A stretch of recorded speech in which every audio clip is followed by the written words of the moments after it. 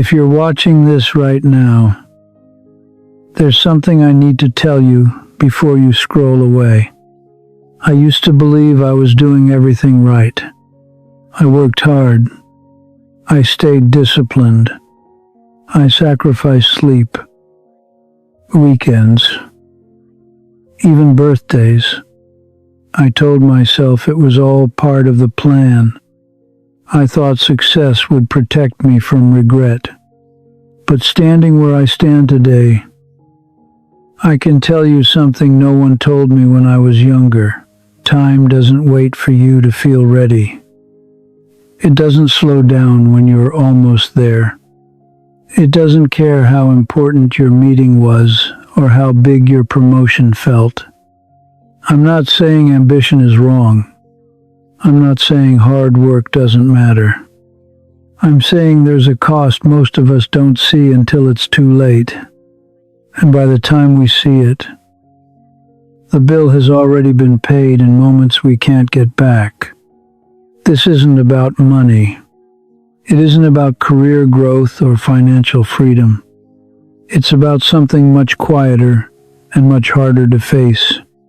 Because the most expensive thing you will ever lose is time. When I was younger, I genuinely believed I was building something unbreakable. I had the early mornings down to a science alarm at 5:30 a.m., coffee in a travel mug, 40-minute commute measured in miles and ambition. I tracked my progress the way some people track calories or steps. Promotions, raises, square footage, retirement accounts. I told myself this was what responsible adults did in America. You grind now so you can breathe later. You sacrifice in your 30s and 40s so you can enjoy your 60s. That was the formula. That was the American dream, and I was committed to winning it. There were nights I didn't get home until after 10 p.m., the porch light already on, the house quiet. I'd peek into my child's room, watch them sleep, and whisper, "I'm doing this for you." That sentence became my shield against guilt. Every missed dinner had a justification. Every postponed vacation had a reason. I wasn't neglecting my life. I was investing in it. At least that's what I believed. The truth is, success feels productive in the moment. It feels like forward motion. It feels like control. And when the paychecks grow and the titles get longer, it's easy to think you're winning. But sometimes what looks like progress is just distance from the very people you claim you're doing it for. I couldn't see that then. I only saw the next milestone, the next goal, the next achievement waiting to be conquered. The strange thing about regret is that it doesn't arrive all at once. It shows up quietly, disguised as small, forgettable moments. A school play scheduled on a Thursday afternoon that I couldn't attend because of a critical meeting. A birthday dinner I joined late. Still answering emails under the table. A Saturday morning soccer game where I stood on the sidelines distracted, half watching, half scrolling through work updates. At the time, none of it felt catastrophic. It felt temporary. I told myself there would be another recital, another birthday, another season. I kept saying, "Next time." That phrase became my comfort. But next time has a way of turning into never. Years pass in what feels like months. Kids stop asking if you're coming. They stop looking for you in the crowd. They learn not to expect it, and the house begins to feel different, not louder, not quieter, just different. There's a shift you can't name. One night, I remember walking into the kitchen and noticing how tall my child had become. Taller than the marks on the door frame I had promised to keep updating. I stood there realizing I had missed the inches, the changes, the subtle transitions from little hands to almost grown ones. You don't notice time slipping away while you're busy proving yourself. You only notice it when you pause long enough to see what changed without you. And that's when the question starts to echo in your mind, was all that sacrifice really worth what it cost? The wake-up call didn't come as a dramatic speech or some inspirational breakthrough. It came on an ordinary Tuesday. I remember the fluorescent lights in the office, the hum of the air conditioning, the stack of reports on my desk. My phone buzzed, and at first I ignored it. I always ignored personal calls during work hours, but it kept buzzing. When I finally stepped into the hallway and answered, everything shifted. The voice on the other end was calm, but the words weren't. A health scare, a sudden emergency, the kind of sentence that makes your body go cold before your mind can process it. I drove faster than I ever should have, miles stretching endlessly in front of me, heart pounding louder than the engine. And for the first time in years, I wasn't thinking about deadlines, quarterly targets, or long-term investments. I was thinking about how fragile everything really is. Sitting in that sterile hospital waiting room, staring at the floor tiles, I realized something that no promotion had ever taught me. Control is an illusion. You can plan your career down to the last dollar in your retirement account. You can optimize your schedule down to the minute, but you cannot schedule extra time with the people you love. Time is not a renewable resource. It doesn't respond to hustle culture. It doesn't care about your 5-year plan. In that moment, the only thing that mattered wasn't my job title or my income. It was whether I had been present enough, loving enough, human enough. And the silence in that waiting room forced me to confront a question I had avoided for years. If everything changed tomorrow, would I be proud of how I spent today? After that day, nothing looked the same, even though, on the surface, everything was still standing. The house was still there. The job was still there. The bank account was still intact. But something inside me had shifted. I started noticing the quiet more than the noise. The empty chairs at the dinner table when everyone was busy with their own lives. The way conversations had become shorter, more practical, less curious. My child no longer waited up for me. They no longer ran to the door when I came home.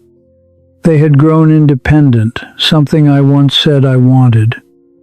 And yet, standing there in that quiet kitchen, I felt a weight I couldn't explain. Independence achieved too early is sometimes just distance in disguise. I realized I had optimized everything except connection. I had chased financial security, career growth, and long-term stability, the very pillars of what we call success in America.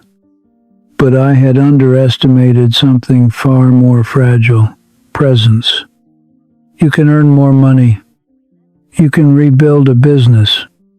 You can start over at 50, even 60, but you cannot rewind a 10-year-old back to 7. You cannot buy back the bedtime stories you skipped. That's the cost no one puts in the brochure when they sell you the dream of endless ambition. And the hardest part isn't admitting you were wrong.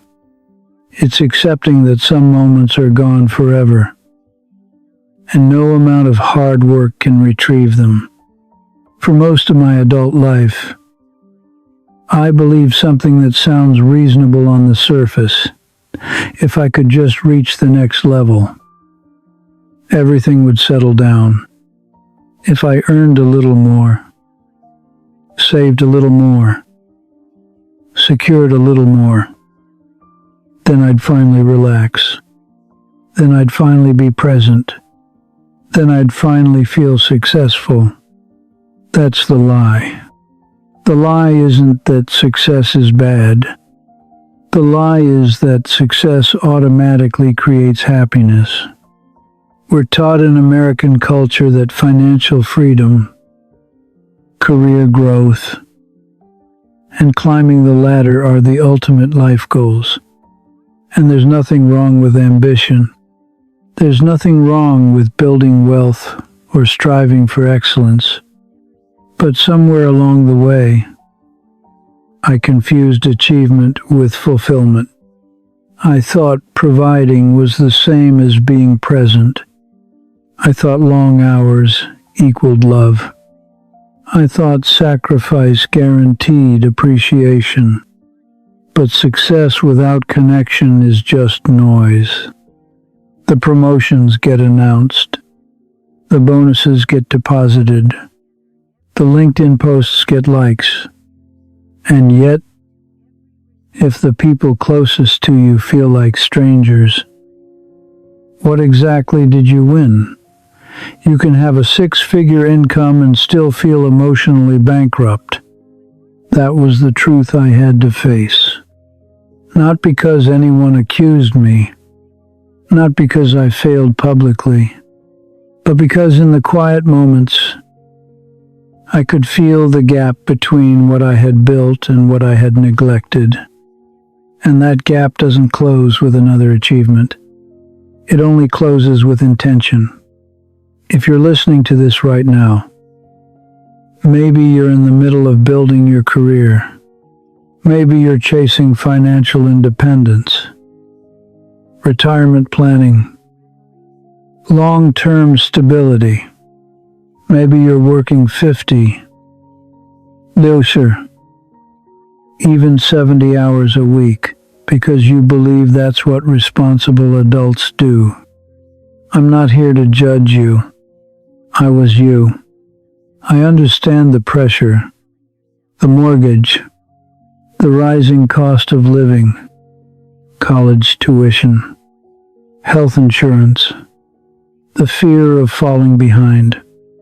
In America, hustle culture is almost a badge of honor. We celebrate being busy. We reward overworking. We admire people who sacrifice everything for success. But let me ask you something gently. Not critically, when was the last time you were fully present with the people you love? Not half present. Not checking your phone. Not mentally drafting tomorrow's to-do list. Truly present. Because here's the truth, no productivity podcast will emphasize, your children will not remember your overtime hours. Your spouse will not cherish your quarterly earnings report. They will remember how you made them feel. They will remember whether you looked up when they walked into the room. You don't need to quit your job. You don't need to abandon ambition. But you do need to ask yourself one honest question. Are you building a life or just building a resume? I'm not standing here telling you to give up your goals. I'm not saying ambition is toxic or that financial success doesn't matter. It does. Providing for your family matters. Building something meaningful matters. What I wish I had understood sooner is that balance isn't automatic, it's intentional. You don't find work-life balance after you reach a certain income bracket. You decide it. You create it. You protect it. I used to think I would slow down after the next promotion, after the next raise, after hitting a certain number in my retirement account. But there is always another level, another target, another benchmark. If you don't draw the line keeps moving. Real balance looks simple on paper and difficult in practice. It's shutting the laptop at a reasonable hour even when there's more you could do. It's saying no to one more commitment so you can say yes to dinner at home. It's putting your phone down and actually listening. Not fixing. Not advising. Just listening. These aren't dramatic changes. They're small, consistent choices. And those small choices compound over time. Just like money does. Presence is an investment too. The difference is, the return isn't measured in dollars, it's measured in connection, trust, and memories that don't disappear. There comes a season in life when the house gets quieter, not because something is wrong, but because time has done what time always does. The backpacks disappear. The shoes by the door are no longer scattered in every direction. The calendar that once felt overwhelming suddenly looks empty. I used to imagine this stage as freedom, more time, fewer obligations, space to breathe. And yes, there is a kind of peace in it, but there is also reflection. You sit at the kitchen table in the early morning light, coffee in hand, and you replay the years in your mind. Not the big presentations, not the quarterly bonuses, not the late night emails. You remember the laughter you almost missed, the trips you postponed, the conversations that were shorter than they should have been. In the end, life is not measured in achievements, but in moments. Retirement wisdom isn't about how much you accumulated. It's about whether you accumulated memories with the people who mattered. Because one day, whether you're ready or not, the noise slows down. The world gets still, and you're left with the simple, honest question: did I spend my limited time on what truly mattered? Success fades, titles fade, but the absence of presence lingers. If there's one thing I hope you carry with you after listening to this, it's this: you don't control how long you get. None of us do. We plan for retirement. We calculate life expectancy. We invest in 401 and savings accounts, hoping to secure the future. But the future is never guaranteed. What you do control every single day is where your attention goes. You control whether you look up when someone speaks.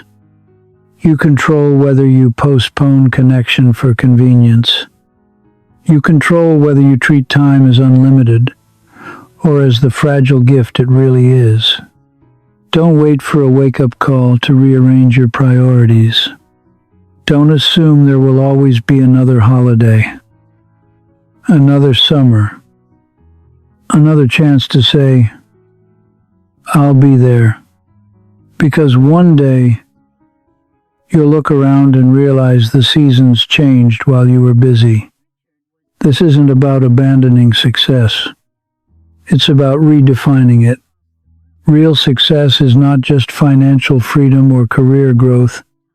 It's knowing that when the house gets quiet and the noise fades, you won't be haunted by what you missed. At the end of your life, you won't wish you worked more hours. You'll wish you were more present in the ones that mattered. And the best time to choose that kind of success isn't someday. It's today.